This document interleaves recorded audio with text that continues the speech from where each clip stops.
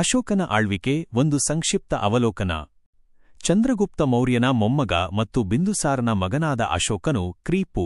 304ರಲ್ಲಿ ಜನಿಸಿದನು. ಕ್ರಿ.ಪೂ.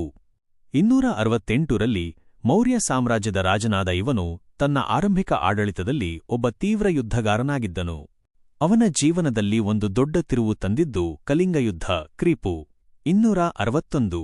ಈ ಯುದ್ಧದಲ್ಲಿ ಲಕ್ಷಾಂತರ ಜನರ ಸಾವು ಅಶೋಕನ ಮನಸ್ಸನ್ನು ತೀವ್ರವಾಗಿ ಕಲಕಿತು.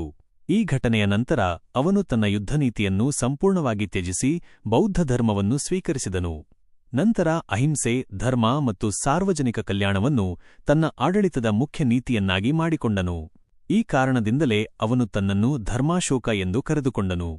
ಅಶೋಕನು ಬೌದ್ಧ ಧರ್ಮದ ಪ್ರಚಾರಕ್ಕಾಗಿ ಶ್ರೀಲಂಕಾ, ನೇಪಾಳ, ಆಫ್ಘಾನಿಸ್ತಾನ ಮತ್ತು ಗ್ರೀಸ್ನಂತಹ ದೇಶಗಳಿಗೆ ತನ್ನ ದೂತರನ್ನು ಕಳುಹಿಸಿದನು.